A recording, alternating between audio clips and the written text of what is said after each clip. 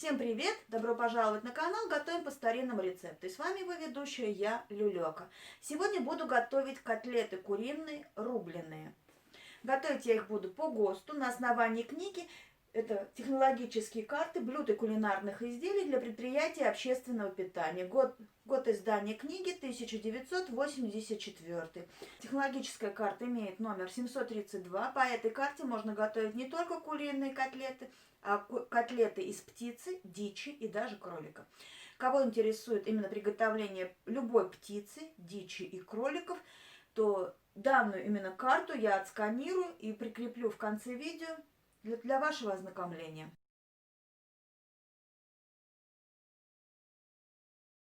Для приготовления куриных котлет по ГОСТу мне потребуется курица. Я буду использовать куриный фарш.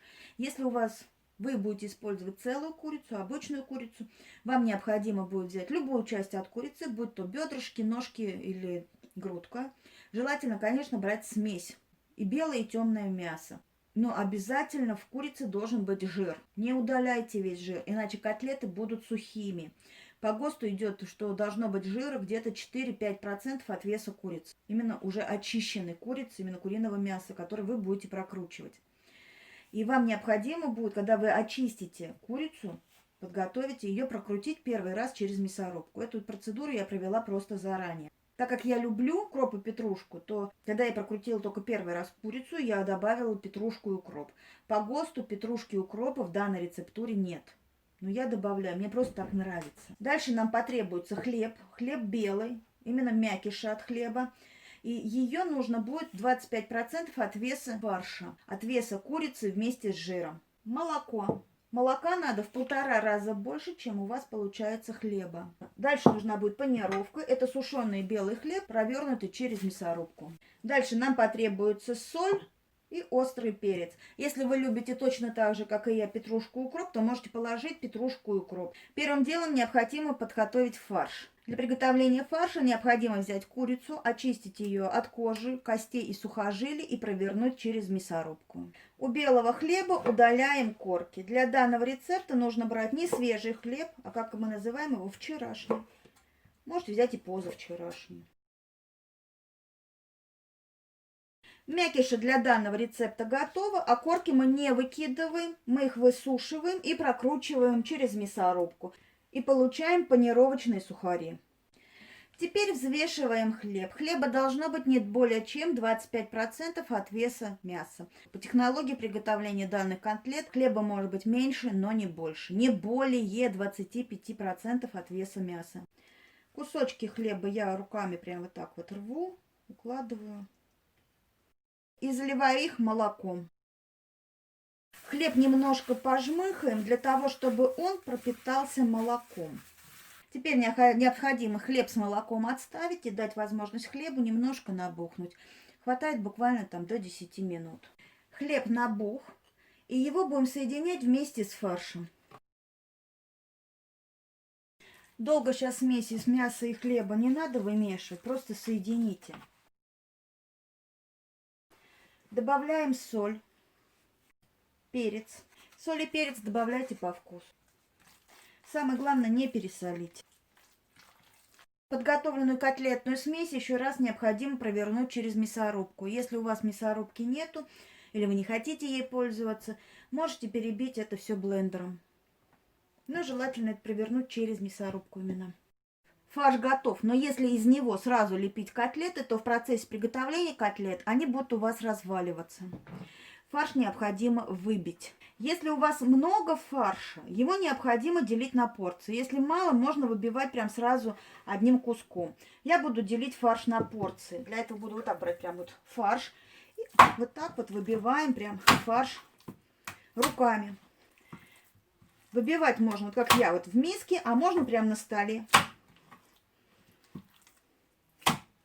И чем лучше вы фарш выбьете, тем будет лучше котлета. Она будет держать лучше форму, она будет у вас нежнее.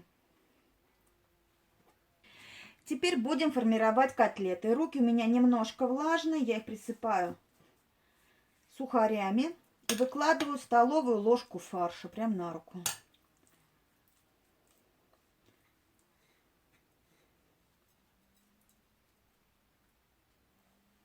Котлетка готова. Желательно эту процедуру делать уже непосредственно, прям когда у вас разогрета сковородка, и вы будете выкладывать прям такие вот готовые котлетки сразу на сковородку. Здесь я просто показываю, как вам нужно сформировать котлеты. Котлеты я готовлю на 2 сковородках, так быстрее. В сковородке налила масло, дожидаюсь, чтобы масло прогрелось. Как узнать, что масло готово? Просто палочка опустила, смотрю, пузырики есть, есть. Опять пузырики есть, есть. Все, можно жарить котлеты. Перекладываю ту партию котлет, которую я уже приготовила, и их прижимаю. Они должны быть плоские, они должны быть вот такой вот где-то ширины, где-то сантиметра 1,5 максимум.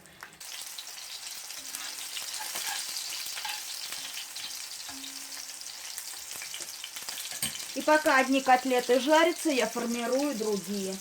Руками работать надо очень быстро, так как котлеты у вас должны не поджариться, а просто обжариться. Обжаренные котлеты складываем на противень и ставим их в духовку доготавливать. Температура в духовке где-то 180 градусов. Обычно у меня котлеты доготавливаются в течение минут 10-15. Все зависит от размера котлеты. Котлеты готовы. Вот такие котлеты получаются. Ну, а теперь давайте посмотрим, какие они получаются внутри. Они, во-первых, очень легко сходят. Видите, они с противня хорошо отходят. Никаких проблем их снять с противня нет. Специально показываю, какие они сверху и какие они снизу. Вот такие котлеты получаются. Теперь давайте какую-нибудь посмотрим, какая она внутри.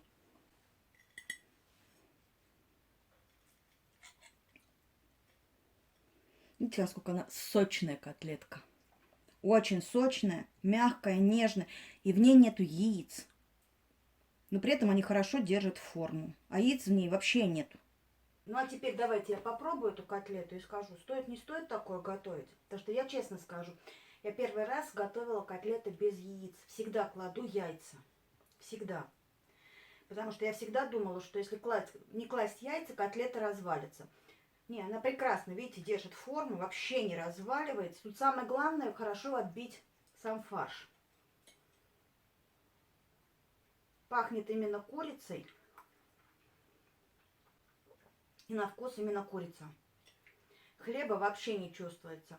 Но самое главное, не превышайте вот эту норму. 25% хлеба от веса мяса. О, вкусно. Горячо, но нежно. Очень нежно, очень вкусно. И прям вот, не знаю, они, конечно, не похожи на те, что в лагере давали, когда, ну, в детстве, да. Это очень вкусно. И это достаточно бюджетно, я скажу вам. При нашем нынешнем положении, при том, что у нас сейчас в основном карантин везде, как бы, недорогие котлеты, да, потому что курица все-таки недорогой продукт. И в то же время вы еще и замещаете часть мяса, хлеба. Вообще вкусно, очень вкусно, ребят, готовьте. Реально вкусно. Данные котлеты можно подать к столу на обед или на ужин. Гарниры подойдут рассыпчатые каши, макароны или картофельное пюре. Еще хорошо подойдет зеленый горошек. Можно использовать и соусы, такие как белый, красный или грибной. Готовьте, я уверена, вашим близким это понравится. Если вам понравилось это видео, ставьте пальцы вверх, подписывайтесь на мой канал. На моем канале вы найдете много блюд, приготовленных по старым, по старинным рецептам и, конечно же, по ГОСТам. До новых встреч, до новых видео. Пока-пока. Ваша Люлёка.